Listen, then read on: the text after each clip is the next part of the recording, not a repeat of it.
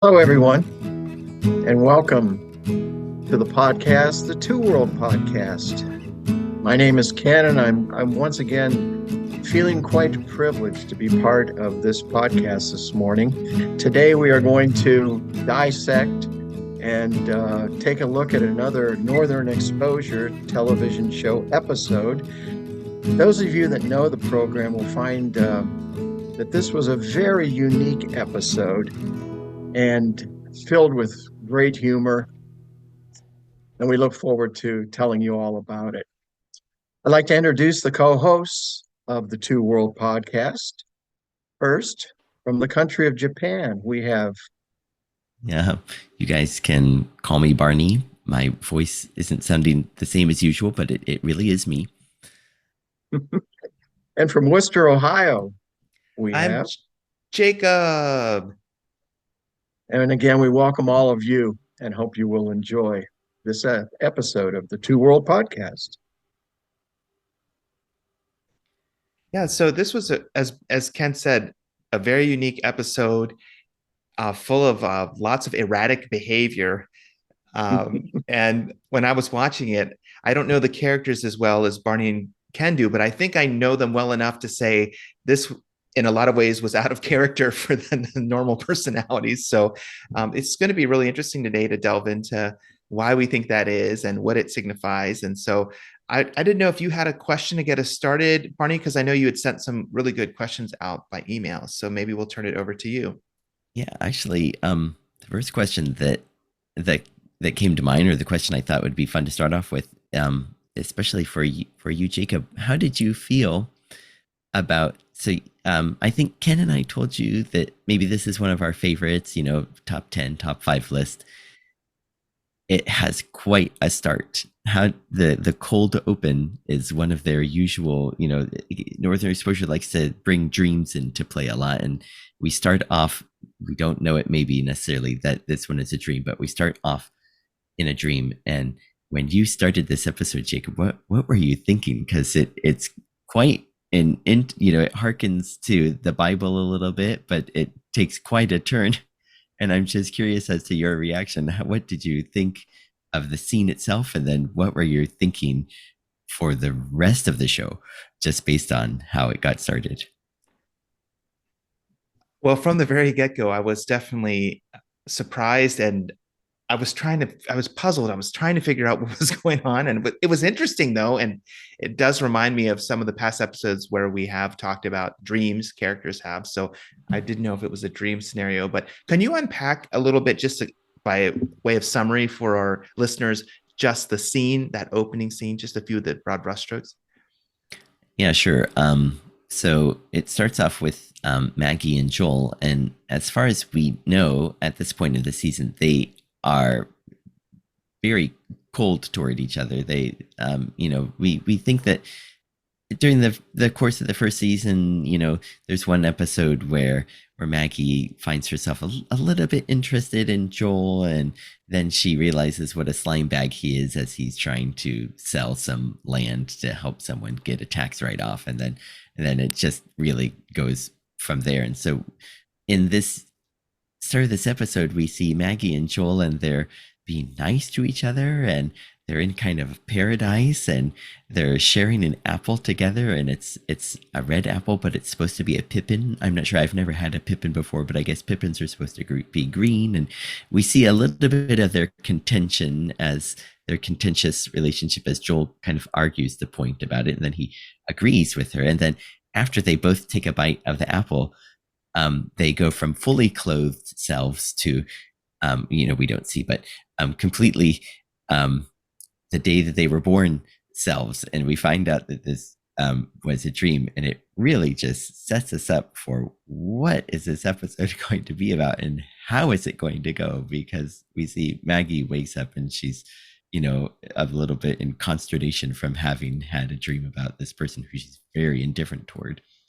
And just what a way to get the show started, because Right. you would never see anything like that on another show, I don't think. And then the segue into the predominant music for the episode from Lindsey Buckingham from Fleetwood Mac. Um, the words basically are "if we go insane," but as Barney and I discussed off camera a while ago, the actual name of the song is the DW Suite, which, without researching it, it doesn't seem to fit the theme of the song at all. But um, Lindsey Buckingham had written this as a tribute to a deceased member of the Beach Boys, Dennis Wilson, thus the DW. But perfect music once again, and yeah, what a lead in, what a lead in. And then we go to, then we go to Chris in the morning, who has proclaimed the madness is all around us, and he howls into the microphone. And it's hard to remember Barney and Jacob the first time watching these episodes at times, but I swear I remember thinking this one's going to be a lot of fun, and it was. Mm-hmm. Yeah, and it's interesting too that Chris's segment, and then we go through the episode, and in the backdrop is this phenomenon, this natural phenomenon of the ice cracking, and everybody keeps talking about it, and it's almost like they're waiting to regain their sanity after the ice has concluded. Do you know anything about that? Have you ever heard of that phenomenon before, about the ice cracking and how that works? Or I had not until the show. Barney? I hadn't either. And then once Jacob started to ask or to mention that point, then I thought, oh, I should have researched about this, because I wonder too if maybe, because this is Sicily, Alaska, which is, hundreds of miles from every other town in Alaska. So we don't, but also very close to every other town. So we don't quite know where they are on the map. Are they in the Arctic Circle? Are they nearer to Anchorage or Juneau? We don't know. Are they in the Aleutians? We're not sure. So I wonder if it's in the far Arctic Circle area. Is there this kind of groaning of the ice that you hear when spring is on the way? I don't know. Maybe it's possible, because you would think that there is this kind of release once it gets warm enough for snow to start drifting down the mountains or whatever, or ice to start breaking free and into the sea. I guess maybe. I would think very possible.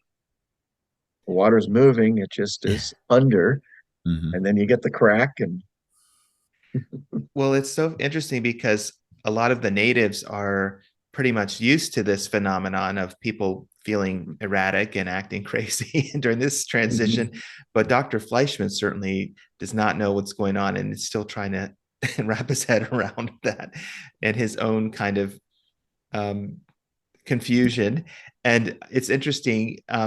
There was that opening segment with the dream, and then at various times throughout the rest of the episode, there are these daydreams or other times for Dr. Fleischman in particular. And it's interesting how they revolve around Maggie. And it's clear that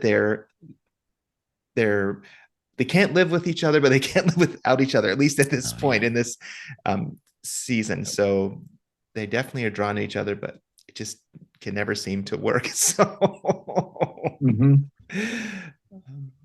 yeah. What did you think about the stealing of the radios? Did that get your attention? Because that seemed to be another interesting subplot throughout the episode. Well, Jacob, let me ask you, because obviously Barney and I already knew who the perpetrator was. Did you try to guess who was doing it? I did, and I couldn't think of who it could be. I was very surprised. Spoiler alert, that it was Chris at the end. I mean, I don't know if we can say spoiler alert for a show that's been around this long, but might as well. But yeah, that he would be. I mean, he was howling into the microphone at the beginning and saying, "Really, we need to embrace this crazy feeling," and so that was his way, I guess, of living that out and doing that. I had remembered from another episode the one character who was reclusive and living in the woods. I forget what they called him, but he would steal Adam. Adam, And yes, he would take, was it cookbooks? Is that what he took? And Uh-huh. certain like Uh-huh. cookware. So I Uh-huh. had like in my mind this spot for somebody stealing things, but mhm, no, when I found out it was Chris, I was very surprised. So yeah, and there's another thief that emerges later in the series. It's a minor. He's a minor character. Hayden Barney, is that? Am I Oh getting the yeah. name right? Mm-hmm. Yeah. Mm-hmm. Mm-hmm. And he does some bad things. But as a minor character, again, you try to guess, and I'll admit I did not guess Chris when I first saw it. It's as a segue from the stealing, now we have Ed the detective, Yeah. who's going to figure this out. And his conversation with Joel when he thinks he's really got it narrowed down, and he's got it narrowed down to, what did he call it? Scattered randomness. Yes. And Joel, of course, being Joel, says, "There's no pattern here, Ed. There's no pattern here." Exactly, Dr. Fleischman. Exactly. Scattered randomness. Okay. Let's go to the next scene. I love Oh, how he keeps belaboring the point again at random. yeah. So, And then when he confronts Chris, you yes. know, I've got it. I figured it out. Well, how did you know, Ed? How did you know? Well, there was a chewed pencil in the back seat of the Ticonderoga car, number two. and and uh, and I saw you take one. Yes. I like how they led up to Mm. that. So, I, well, I noticed that all of them, were Japanese except for two. yeah, And then it's, essentially useless yeah, electronics. yeah, I found this Ticonderoga pencil. And, like Chris says, that's the most common pencil in the world. And he's like, you got all of this from a pencil?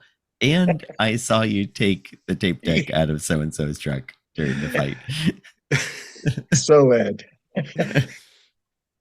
Oh well, my. I like how the theft of the radios precipitates the calling in of a police officer from out of town. Mm, Even just the conversation initially about, well, we don't have a regular police officer here locally. I mean, we just don't have the population to warrant that. And so then this other officer comes in from out of town, and then Maurice, is it Maurice? Hmm. Just is smitten with her and can't believe how much he likes her, and so he keeps trying to find a way to start a relationship with her throughout the rest of the episode, and she is completely right. uninterested. But it's but it's not on his end from lack of trying that he keeps making these overtures. Like he has a weightlifting set in his house, and she's like real into fitness, and so she sees that and she's like, oh, and she starts lifting weights, and he irons her uniform. Like, Hmm. Yeah. um, yeah, but Yeah, there's so much there, about individual humans' desires. And okay, yes. what will Officer Szymanski be about? Talk about perfect casting, by the way. Oh, This lady, spot on. mm, And oh, her big thing. Okay, the weights. Yeah, yeah, yeah, yeah, yeah. And one of you had mentioned earlier about characters out of character. For Maurice to be the submissive, is certainly probably the only consistent character in this episode would be Officer Szymanski. You know, Oh, what's yeah. your first name, Officer Szymanski? Officer. He just doesn't I break like how he character. prefaces that, Officer Szymanski sure is a mouthful. What's your first name? Well, and Yeah. it her role in the episode is pretty large because then there's that whole plot with Halling wanting to fight someone. He's just feeling this urge, a strong urge to fight, and nobody will engage with him. Like he's doing all these rude things to his Oh customers, man. trying to initiate fights. Nobody will take the bait. And then finally, it's Officer Szymanski who steps up and will have a boxing match with Halling. So, uh, Yeah. I, and I, yeah. oh, please. Yeah. Sorry. Before we get too far away from this, I wanted to say I like how they prefaced bringing Officer Szymanski in the first place, where Joel was so unhappy that his radio got stolen, and Maurice actually brought up a very good point, one that makes sense. If you invite law enforcement into your neighborhood, in your community, then you also invite crime as well. And and Maurice said, apart from this one time every year, basically Sicily is crime free. And then when Maurice barges into the brick, and because something of his has been stolen, and then Joel makes the comment, how does it feel when the shoe's on the other foot? And Maurice will have nothing of it, of that, and then he tugs a few strings, as he says, to get to get Officer Szymanski. And yeah, at first I always thought that Maurice, maybe he's kind of not deviating too far from his character, but it's true, as the episode goes on, he does get more and more docile in a way. And even he has that little speech where he says, Barbara, you make me feel safe, and I want to give the controls over to you. And then you realize, whoa, this is really not like the Maurice that we expect and know. But yeah, and then the hauling part, I that slipped my mind just a tiny bit, how he's trying to get everyone to fight him. And I think we talked about the episode with the birding, where he's not into hunting anymore. He's more into taking photographs. And I like the one person that, I'm not sure if he poured milk on him or stomped on his foot or gave him the wrong food or something.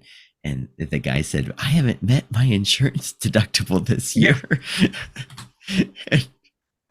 And then even Maurice warns some Officer Szymanski, watch out for hauling, he's really got a long, and so we get the impression that even at his age, he still is a rough and tough guy who can hold his own. And it's funny to see how this weather, or the change in the season is changing people as well. Although I feel that maybe, I think that Ed or Marilyn made the comment that this really kind of only affects white people. But I still feel like maybe Chris is a very steady character, that maybe his thievery and like his philosophical bent of you have to do something wild to remind yourself that we shouldn't get too cozy. I think that maybe that's kind of in line. I can see Chris on another day saying that as well. So I think that maybe he's the most used to, and maybe the one who looks forward to the most, to spring of all the the white people in the show, as Marilyn or Ed said, I put it. But and then of course I love Ed trying to solve the case at the same time that Officer Szymanski is trying to solve the case. And they're both asking all these questions, and he's like using street terms, and she's like, and who are you? And he's like, oh, I'm Ed. I'm also trying to break this case open. And does she tell him to leave it to the professionals or something like that? I think so. Leave it to the professionals. Yeah.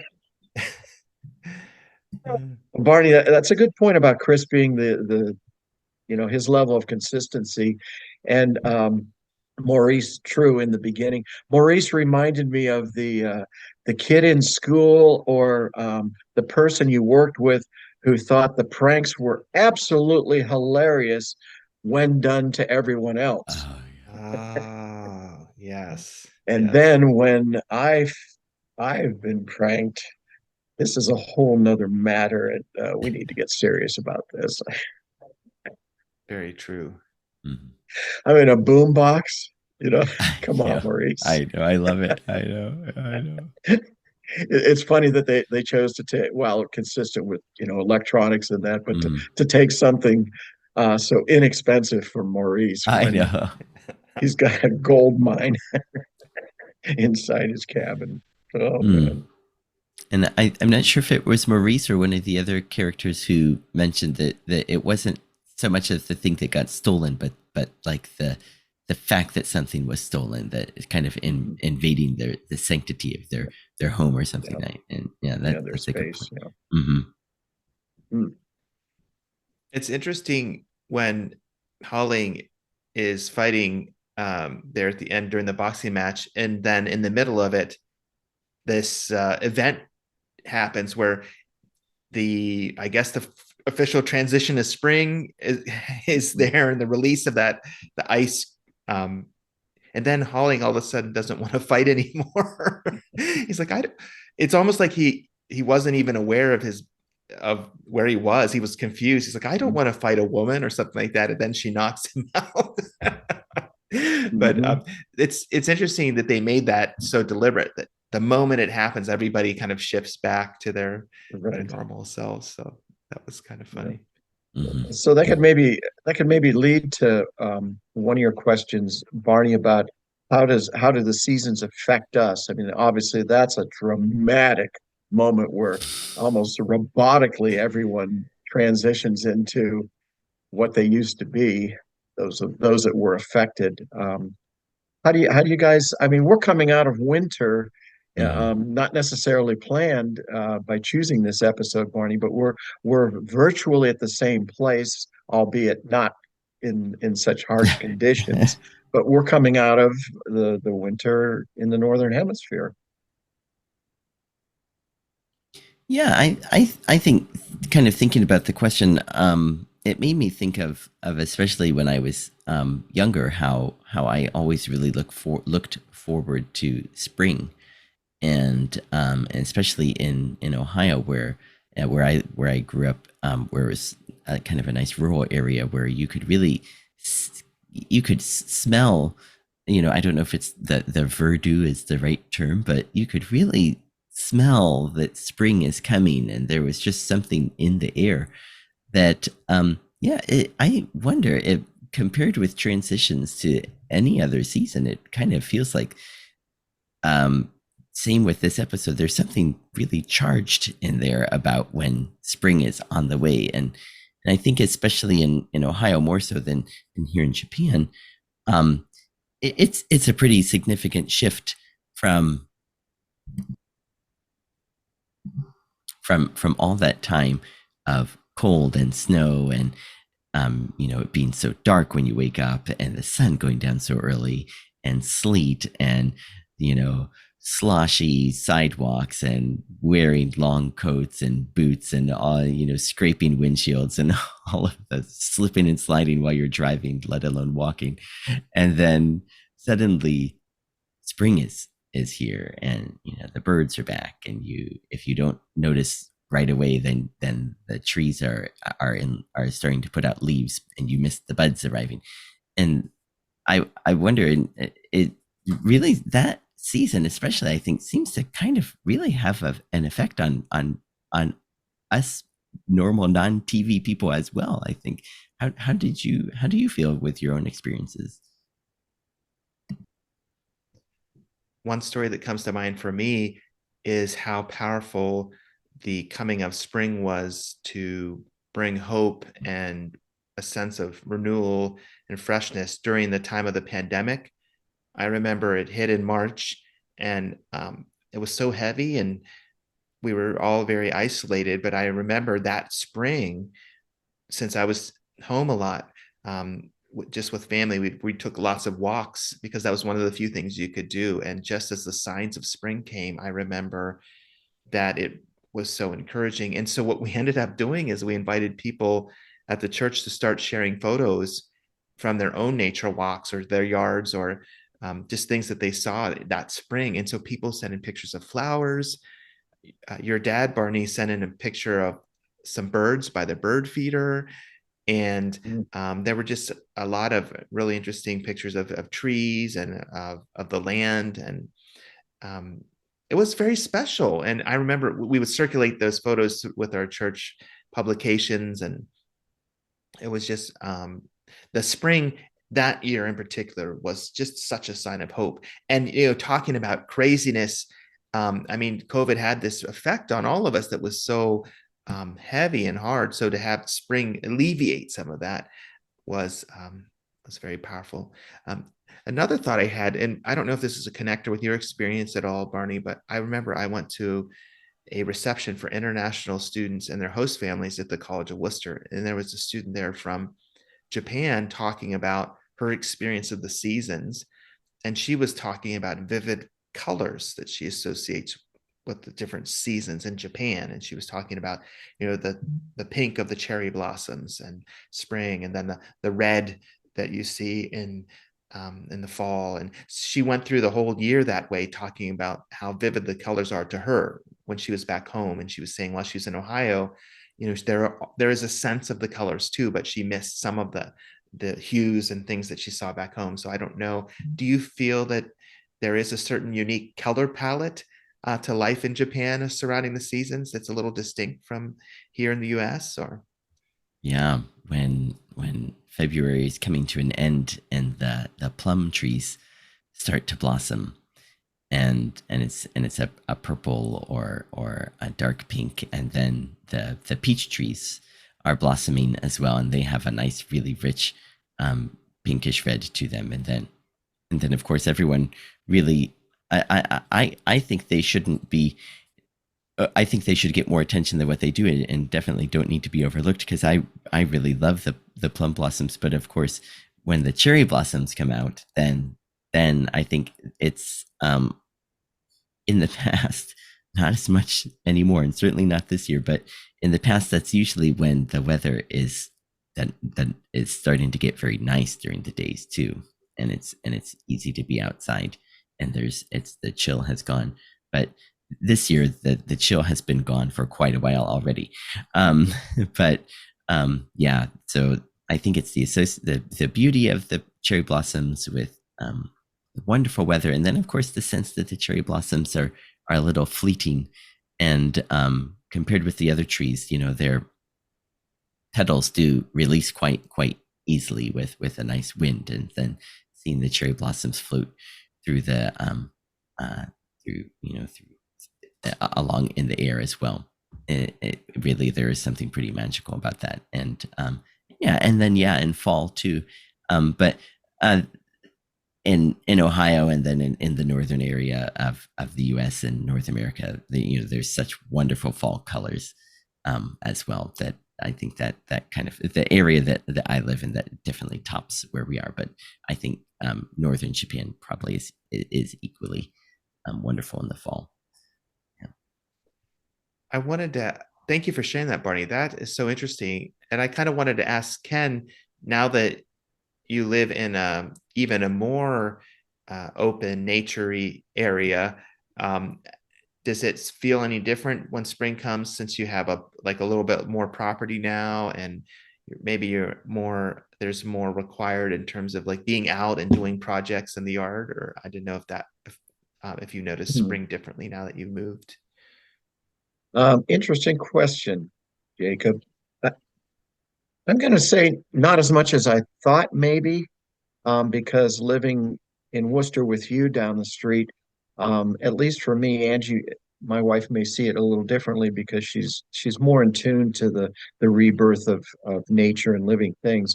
But I still looked for the daffodils in Worcester, just like they're popping right now. One thing I'll say different down here, now that we've become acquainted with what goes on in and amongst this town, this Saturday, they have down here what's called the migration sensation. And it is, with the advent of let's leave COVID behind, it is a town event, and then there's a map where you can go out to some of the local wetlands, and there will be a lot of birds passing through, and for her and I, that's very exciting. Also, culturally, which we wouldn't see in Worcester, we will see a lot of Amish folks with their scopes and their binoculars and their cameras, and just lined up along the road that passes by this one particular wetland. And so I can feel that becoming a rite of spring for us, that moment. And Jacob, while you were talking, I was sent back in time, probably 20, 30 years ago, when I was teaching, and I was deeply into running after school every day, with one particular guy. The earmarks of spring were so distinct, because we did run all winter unless it got dreadfully cold. Um, one way we would head out from school down a road. We started looking for the buckets on the maple trees, and there's the hope of spring now that the sap is running. I was never a big fan of NASCAR, but my running mate was. And the fact that the first race of the season is the biggest race of the season, the Daytona 500, always in February, there's a hint of spring. And being a longtime baseball fan, when I would see in the paper or on the news that the trucks were being loaded in Cleveland to go to Florida at the time and now Arizona, those were, those little sparks of life being renewed. And I'll add a serious note to this if I could. Spring is that dramatic, and both of my parents passed in the winter. Barney, I know your mom, and Jacob, I don't remember the months of your parents leaving this life, but you know there can be a heaviness that you look for those earmarks of spring to lighten the burden a bit.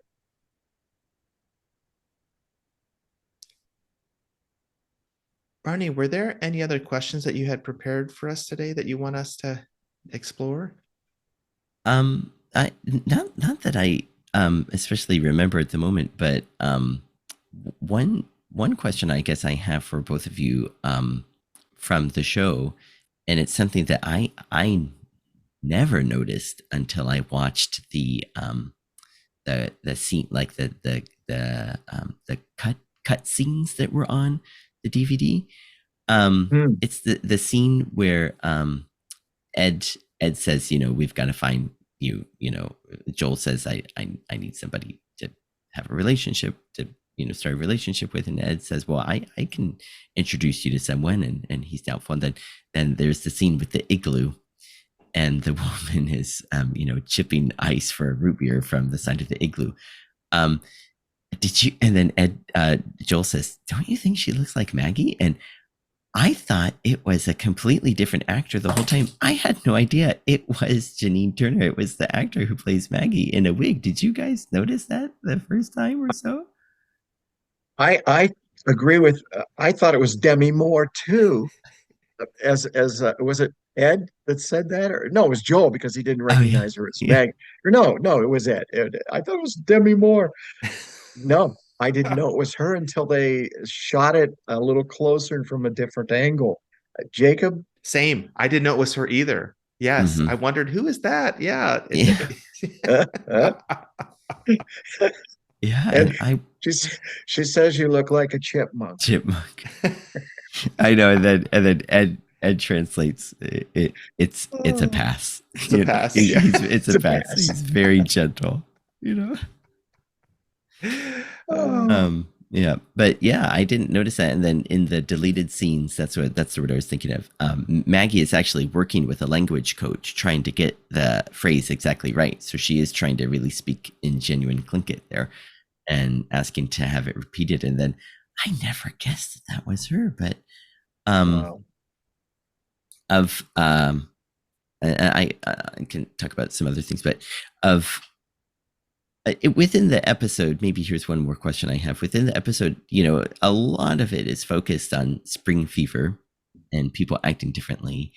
And I just have to say, I love how everyone brought lasagna except for Joel to that kind of potluck thing. But as much as the episode focuses on spring fever, what I'm curious about your opinions. What do you think is the real focus of the episode? Do you think that the real focus of the episode is what we see, spring fever, or is it what Chris mentions about needing to remember that we all kind of have this wild side in us, and that nature is out there lurking? When you think about the episode, which do you think is the more the theft and the unpredictability of life, or just the ice breaking and all of these tensions and everyone acting wacky? What do you think the real focus of the episode is? I'm curious. Can you remind me of the title, Barney, of this Oh, episode? it's spring break. Spring break. Ah, okay.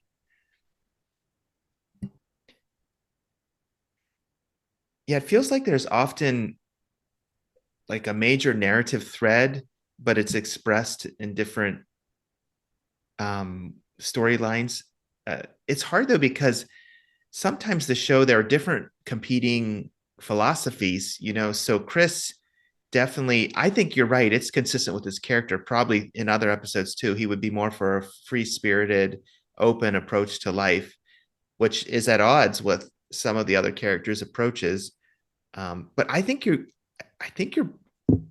the way you describe Chris's uh, viewpoint.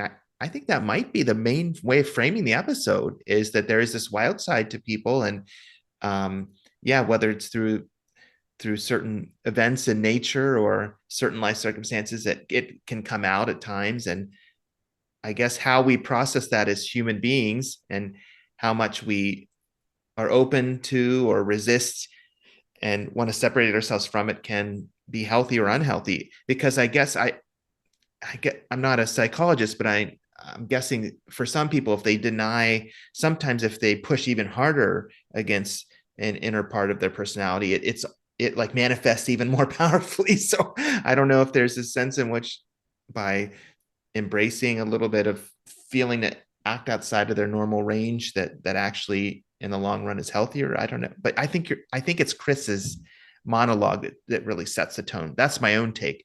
But what do you think, Ken? Um, yeah, I think that element is certainly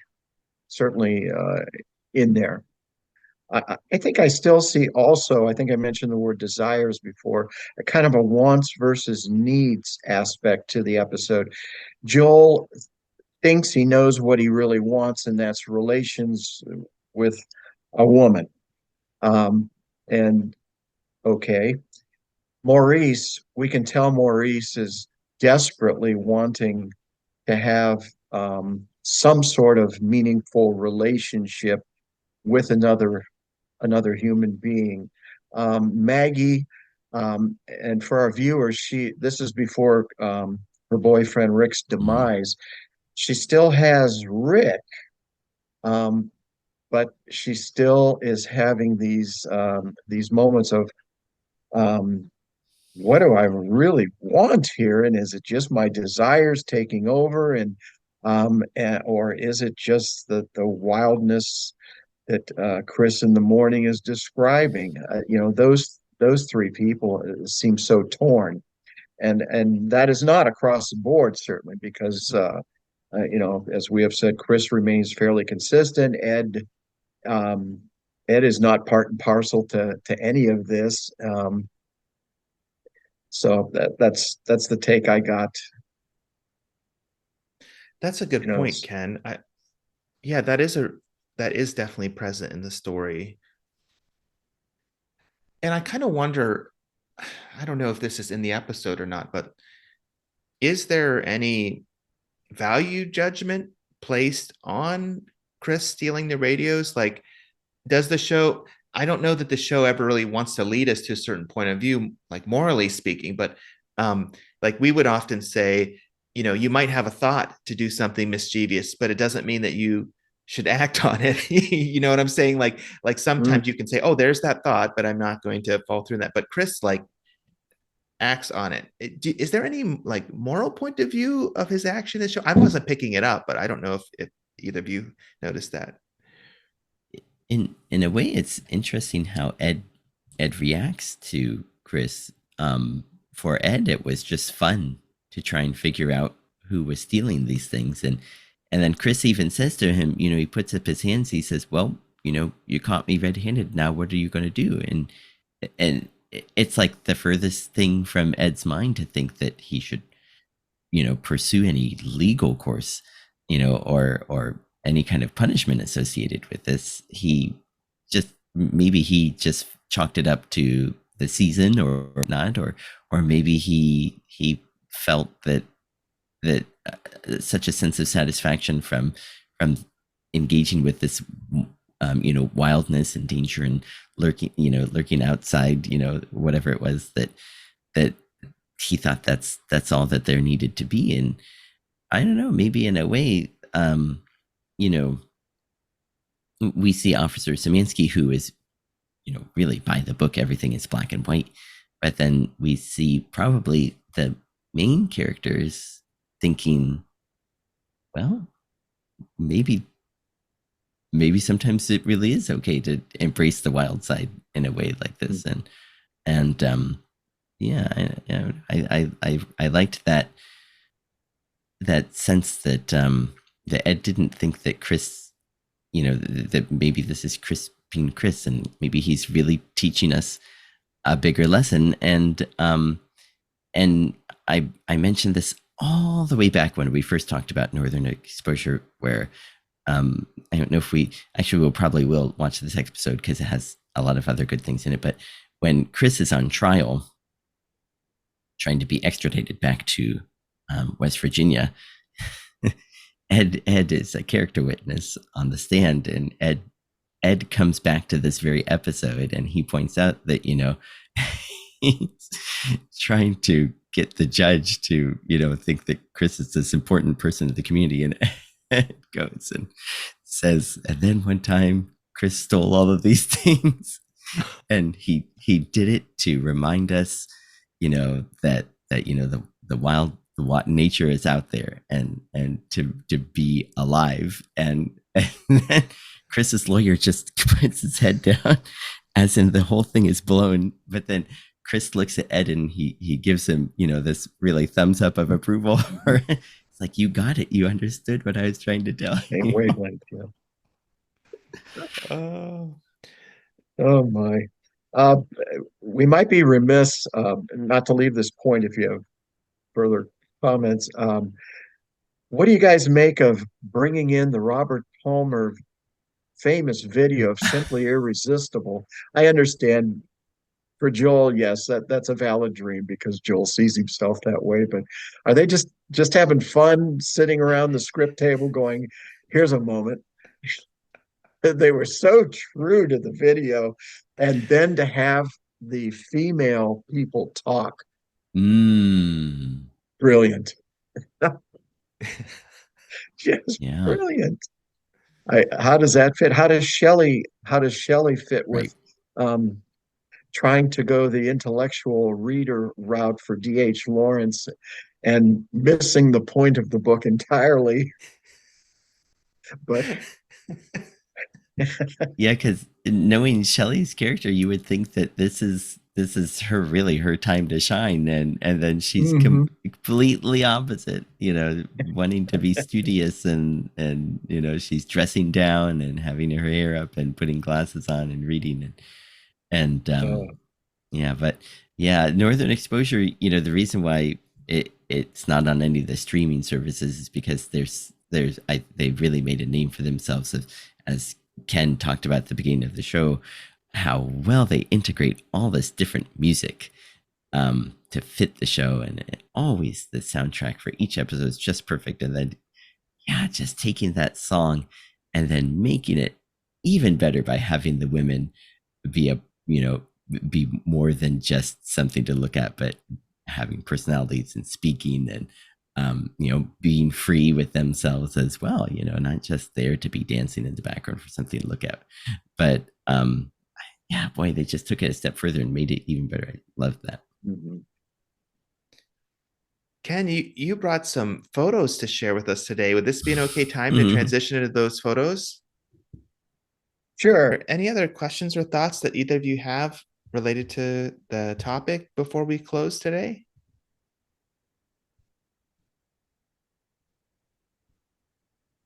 Yeah, then in that case, we would like to thank you for watching along and listening along. And if you are watching, I will show you something that my dad picked up at NCC Connections, of all places, a Northern Exposure sweatshirt.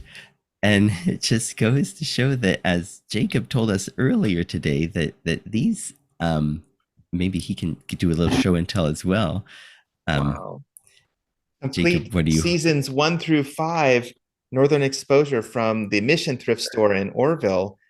I got all of those for $17. That's amazing. Clearly, I've got to get out to the Mission stores more frequently and keep my eyes open. I know. So these things are out there, and we always invite you to maybe rewatch listen to us, and then watch the episode again. And now maybe Northern Exposure is not on streaming, but it's available. You can find it out there, and we hope that you'll agree with us that as much as Ken and I have watched this show so many times, and Jacob is watching it and enjoying it for the first time, that we hope that if you're not a fan, you will become a fan, and listening to us before and then after the episode will make some sense and give you some things to think about the show itself, and maybe, who knows, about life and about things going on around you. And we are very thankful, as always, Jacob and I are, that Ken can join us today, and are looking forward to the next episode when he'll be back. And we hope that you, as well as together with us, are looking forward to our next episode as well. And we thank you very much, and we'll see you then.